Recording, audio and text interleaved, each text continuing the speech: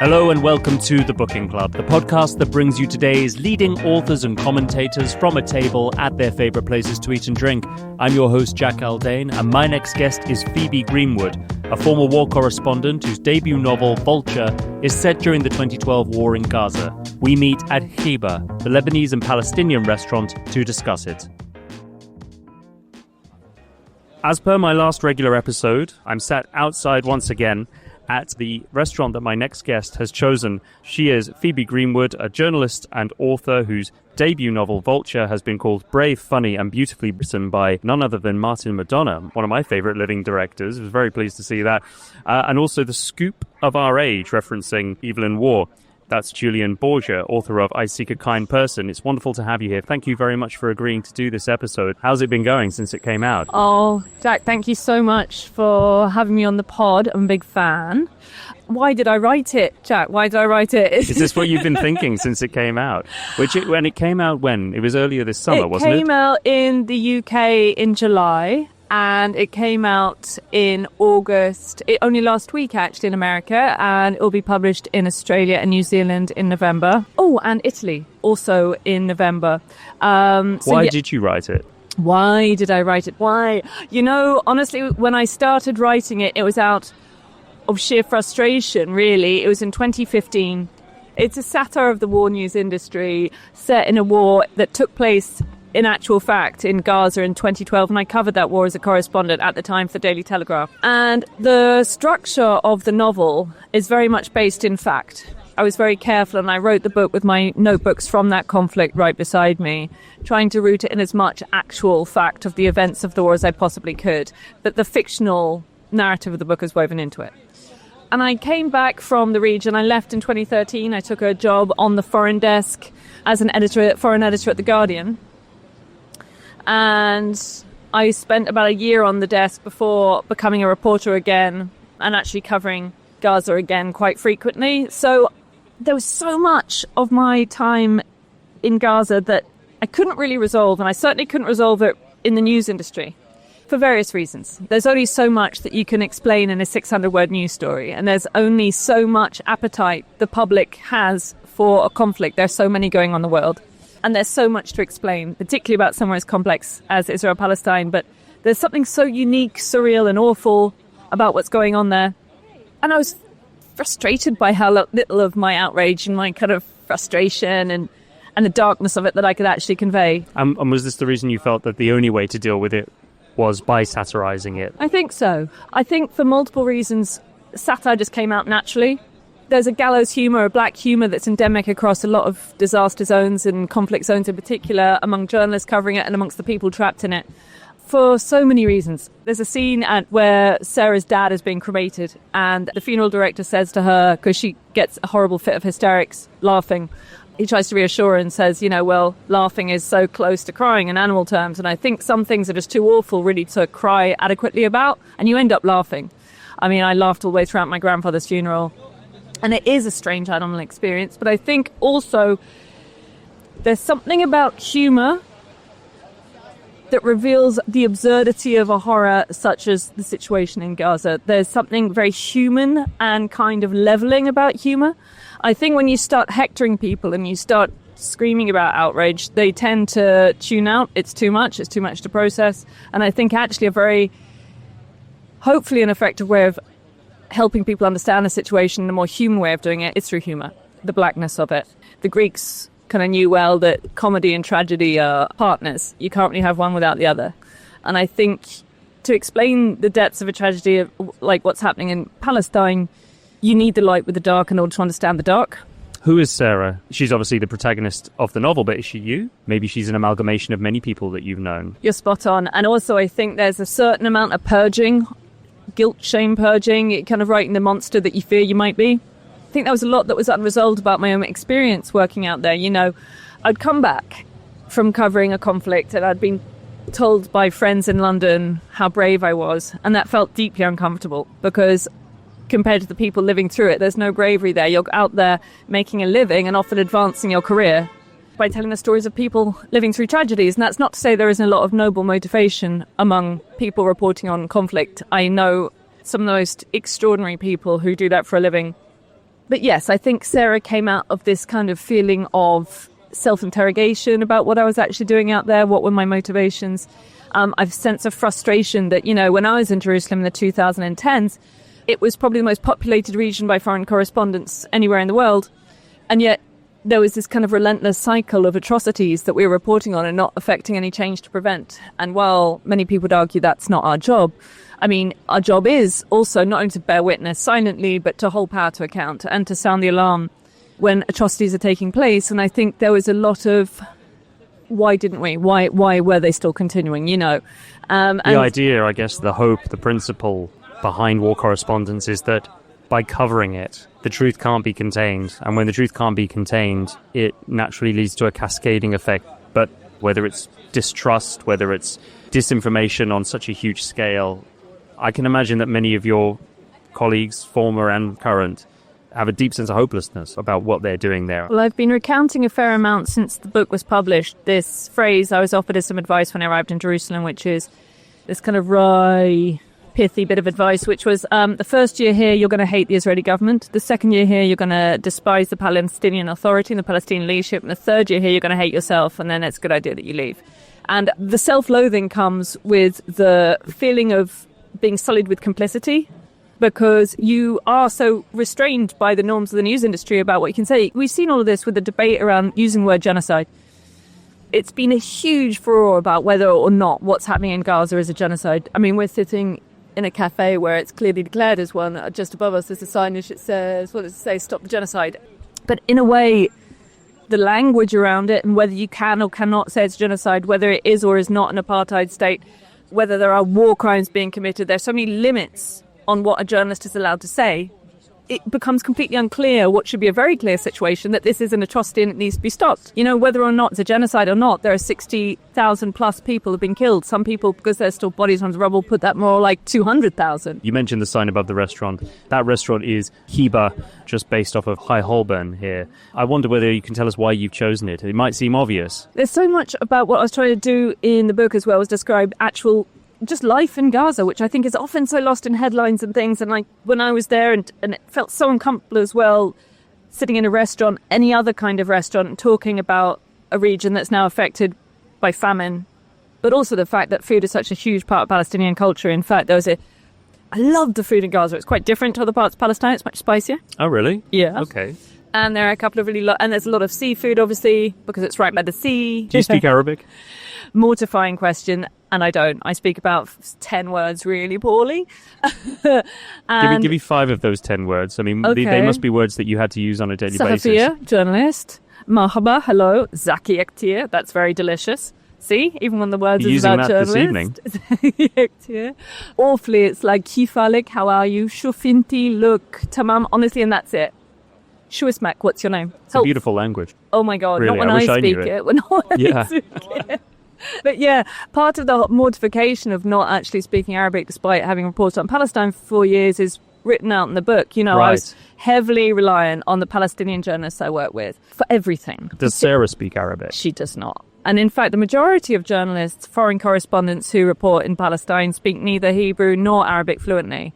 I mean, there are some who do, thank goodness. But yeah, no, the majority, we work with translators and local journalists. We'd refer to in the book particularly as fixers. And these are people who, when I was there, I'd worked with a couple of excellent local journalists who would end up setting up my stories for me, negotiating my entry into Gaza, which is very bureaucratically difficult and requires a lot of negotiation. They're responsible for my security when I'm there.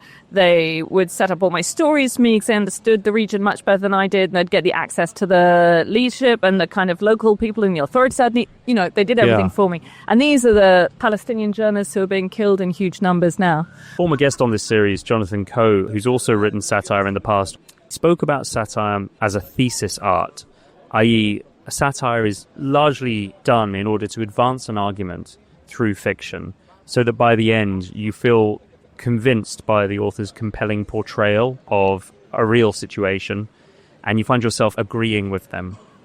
What is the thesis of Vulture? So it's a roundabout way of answering your question. So my uncle was a judge in Australia, and he was also a Latin scholar.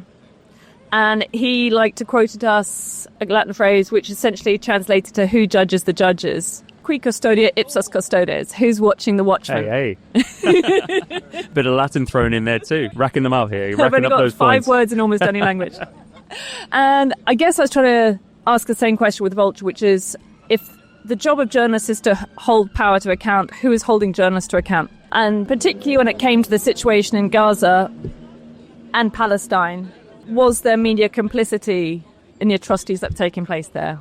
And I don't mean were there journalists actively colluding. I mean, was there appropriate outrage voiced to the atrocities that we knew were taking place, that we saw in front of our eyes, and we allowed to continue happening because we weren't explicit enough or direct enough in our outrage? And what do you think the answer to that is? I think the answer is yes.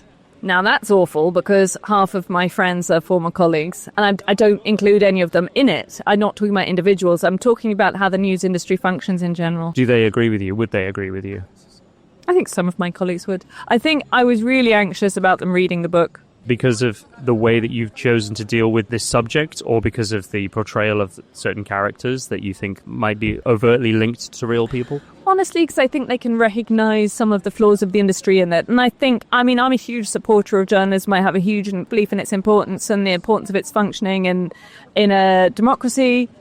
But I don't think we can be complacent. And I think there's a really important need for us now, particularly when people are losing faith in the news and they're turning off, to be very conspicuously interrogating ourselves and continuing to do that. And I think that's the only way. I think politicians should do it more as well. And I think that's the only way we can build trust and actually keep ourselves honest. With Vulture, you wanted to show readers what life as a war correspondent in Gaza was really like. Why did you feel a work of non-fiction wouldn't necessarily have done a better job? I always wanted to write fiction. That's what I said I wanted to do as a kid. But I think particularly when it came to this, I think that there's a dryness that comes with non-fiction. Not everyone, of course, like Patrick Radden Keefe, I don't mean you. But for me, there's a constraint with being, I found, there's that kind of restraint of kind of particularly when you're agonizing when you're reporting the Israeli-Palestinian conflict, because every single fact needs to be so spot on and backed up, and it's constraining, and I really that's exactly what I wanted to break free of. And I think I kind of wrote this book with a fuck it attitude, which was I wanted to actually just get to the raw emotions of it, and I wanted to be as real as I possibly could. And the odd contradiction in that is I felt like I could be much more real through fiction. This isn't a spoiler, but sometimes a talking bird is exactly the medium you need to actually deliver a truth. And for me, it was just, it was, and also, when, particularly with Israel-Palestine, when you come to reporting a factual book, it's eviscerated. When you're talking about emotional issues, there's a freedom that comes with fiction that she's a fictional character. It's not based on anything. The characters are all fictional, but they're kind of metaphorical. They kind of speak to a bigger truth. And it was quite freeing. You said that you were told before you went out to Gaza that in the first year, you'd hate the Israeli government. In the second year, you'd hate the Palestinian leadership. And in the third year, you'd hate yourself. In the most admirable sense, I think satirists have a lot of hate to give, as it were. Anger is their fuel.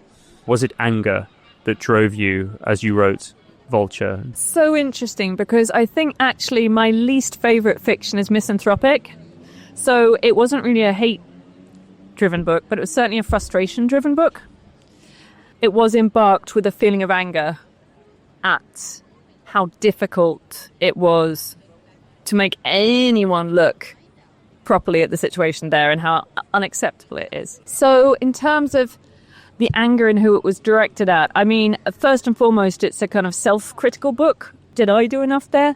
And kind of really trying to interrogate that. There's a frustration with the media industry in general that essentially was desensitized ultimately to what was happening there.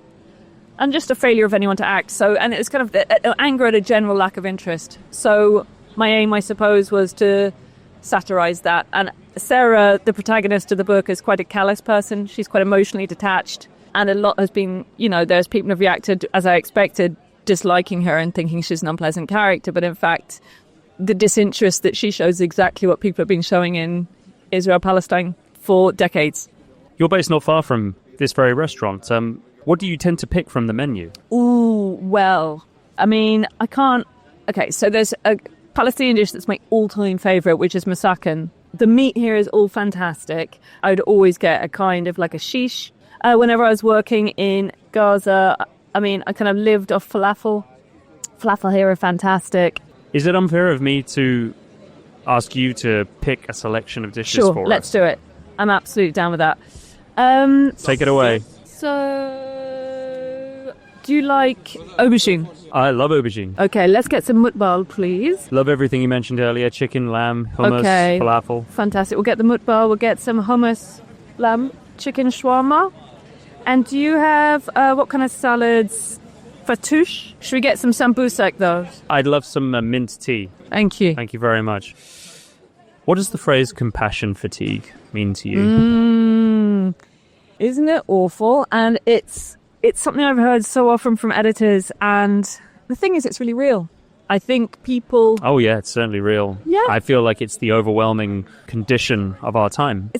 Which brings us back to the humour again. Anyway, but I think we're saturated with it. And I think all of us, we're kind of scrolling endlessly. And it's not only in the news. It's something that I've encountered as a journalist anyway, at every single point of the conveyor belt. So as a reporter, as a freelance reporter, as a correspondent, as an editor, and then as a news consumer, you know.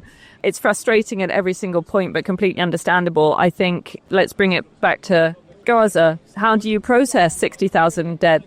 It's a number that's almost inconceivable. How do you understand what it means for 2 million people to be on the brink of famine? And particularly when you feel impotent about it, that feeling of like helplessness and hopelessness is almost impossible to deal with. And I think it's getting worse because there seems to be a widening disconnect between the political leadership and the people they're representing. So you can see about the scale of the protests when it comes to both Ukraine, when it comes to Palestine in particularly of the last year. And then you see the political leadership doing absolutely nothing really to intervene. Like Keir Starmer's been remarkably quiet for a human rights lawyer on what's going on in Gaza. And I think, not to make it too political, I shan't. But I think people it's hard not to, right? I mean, what I wanted to ask you just then was to shine the spotlight on Starmer. Yeah. There is a lot of silence from political leaders, but in each case you have to ask yourself, what is the motivation behind that? What are they trying to achieve? What are they trying to avoid? In Starmer's case, how do you interpret his... Listen, I think I kind of learned through years in a newsroom that the more experienced and kind of generally better journalists don't really get into soothsaying and mind reading. So I don't really know what he's doing. Particularly, I met him years ago. I interviewed him when he was head of the Crown Prosecution Service, and I was so impressed by him and actually oddly charmed by him, and thought from that moment on he'd be a great leader of the Labour Party, and I've been so disappointed. But your experience in the field doesn't give you any more of an understanding than your average news consumer as to what leaders are thinking. I'll tell you what I honestly think, and it may or may not. It's been politically very difficult to hold the state of Israel to account.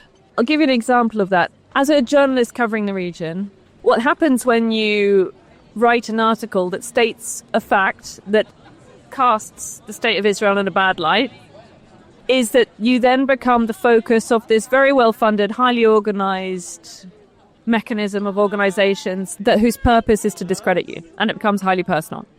When I was back on the foreign desk, it was in 2014, and I think that was when there was the invasion of Ukraine, and there was also a horrific war started in Gaza, the previous war. And what's always been remarkable is the comparison for me between the criticism of Russia and the criticism of Israel. And I think the only obvious answer is that when it comes to British values and British foreign policy, there's been a decision that Israel's an ally, Russia is an enemy. And what that means, though, for the people who are the victims of their criminality is just so staggering. Because, compare the amount of Ukrainians who were welcomed into Europe and the UK compared to the amount of Palestinian refugees we've seen welcomed in. And that's where you just have to question the value of human life. I mean, why are 60,000 Palestinian lives not worth the Prime Minister of Great Britain being outraged about? I can't answer it. Would you say it's fair to say that what's happening in Gaza is really just a bid to re-establish Western hegemony in a multipolar world order that's emerged since the war in Ukraine? I don't think there's anything as sophisticated as that kind of ideology going on. I think what we're looking at is a whole lot of leaders willing to do anything to stay in power. We also have to look at actually, Joe Biden was a greater supporter of Israel as Donald Trump. I think there's a kind of tendency on the left to forgive our leaders much more than there is the motivations than there are when you have a obviously monstrous populist like Donald Trump. I think we can project a lot of a much more kind of grandiose and impressive agenda than he's actually probably. Okay, enough. The food has been here now for all of 5 minutes. Look at it. Now, it's a sin that we've left it here this long. That's almost exactly that lamb shawarma with the hummus is very much what I'd be eating almost every day when I was in Gaza. Yeah. God, I'd eat that every day happily. I know.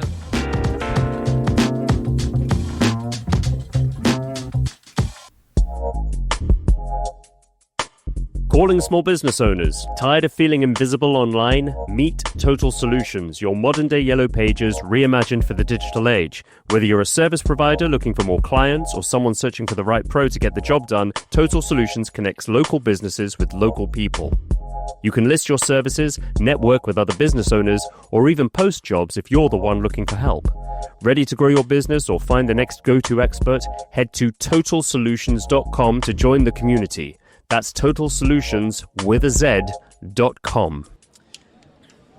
Wow, I love Levantine food. What did you think? Well, I thought it was absolutely excellent. I mean, it is. I mean, we've discussed it, how difficult it is enjoying food so much at a moment when we're talking about a region that's struck with famine. However, it is a region that is also produced incredible food like this. And I have to say that hummus with lamb, exceptionally good. Phoebe, the drive to be understood, and more specifically not to be misrepresented or misconstrued, is an appropriate one for a journalist. For a novelist, it isn't. Has the journalist in you made it difficult to accept criticism of Vulture, given that while you wrote it to portray a situation truthfully, what you were engaged in was something radically different from reportage? Yeah, so interesting, because actually I wrote this. It was kind of a liberating feeling of really not giving a fuck in some ways, of being unconstrained. And I kind of wrote it because you're so aware as a journalist, particularly covering this kind of region where you're like so terrified of getting something wrong or getting the facts wrong or being misunderstood. And actually the liberating feeling of just like, I'm just going to create this character, create this world. I know it's going to get people's backs up. I know some people are going to really dislike it. That's absolutely part of the course. Did the journalist in you ever get in the way? The things I was keen to get right were the actual events that take place in the book, because the fictional narrative is set within a very real structure of the 2012 war. So those events I was really keen to get right. And if anything, I was very keen, because, you know, when you're writing fiction, you're drawing from your own experiences and you're taking it from all sorts of places. And I was just worried that actually some of it may have actually been too close to reality. So there were some bits where I went back and I was like, oh, let's shift that, was just making sure that I'm not actually really representing someone that I didn't want to misrepresent. But no, I mean, that's what such liberating and cathartic experience really for me was, to be able to completely shed the anxiety and the kind of muzzling of things that, you know, you really aren't allowed to have as a reporter, a news reporter. You know, reporters aren't built to have emotions. It's emotions in a news report is bias. So to get rid of all that and just tell a fictional story that was really, the whole point of it really was to bring it back to human beings and the human experience. And that's such a complex, knotty thing. And it's dark and it's tragic and it's funny and messy. And honestly, I wanted to make it as human as possible. Picture this. Young woman in her late teens walks up to you and says that she wants to do what you do. She wants to be a war correspondent. You were given advice before you left for Gaza the first time. But what advice would you give her about going into that line of work? Going into conflict zones. I guess I'd want to know why she wants to go into conflict zones, what she expects of it, what's kind of leading her there. I mean, the book itself questions, is it a good idea anyway for Western journalists to be telling other people's narratives and other people's tragedies for them? I think we've seen in Gaza, in this conflict, where Israel hasn't allowed foreign journalists in to report the news, we've been relying exclusively on Palestinian journalists to tell us what's going on there. And they've been killed in extraordinary numbers, you know. If you're intending on making a living out of reporting on conflict, I think there's a natural question as to why. Yeah. Phoebe, it's been an absolute pleasure this evening to sit here with you at Humour to talk about your debut novel. One question that was kind of nagging me as I was thinking about what I was going to ask you, and that was a very simple question, and it's a question that I think goes back to the beginning of this conversation when you spoke about the way that you were praised for your bravery in going out to the war zone. What does real bravery look like? I think the most glaring example of what bravery actually looks like is when you look at the Palestinian journalists in Gaza currently who have continued to report the news knowing that that's possibly a death sentence, and in maybe 270 cases it has been. And I think it would have been much braver. I commend the journalists who have actually stood up and described accurately what was happening there. And I think, to be able to hold Israel to account, I wonder if it wouldn't have been much braver for me to have tried to insist on communicating what I had seen as a journalist in the region, rather than being allowed to mute myself because people were bored of hearing about it, because it was too politically complex, because I was accused maybe of sounding like an activist for banging on about what I'd seen in the West Bank and Gaza, and I guess I chastised myself a lot for not having done enough. And I think the bravery would have been to actually stand up and try and make yourself heard and insist on doing that. And I think bravery is being able to speak the truth no matter what the cost, if you think it's important enough. And I think, honestly, the bravery that's being shown by the journalists in Gaza is something staggering, and something that is kind of true heroism, really. A big thanks to Heba for having us. A big thanks to you, Phoebe Greenwood, for joining me this evening, for writing Vulture. Recommended to all listeners, please get yourself down to your nearest local bookshop, independent, wherever you can find it, and pick up a copy. It's been wonderful. Thank you. Thank you so much, Jack. Thank you.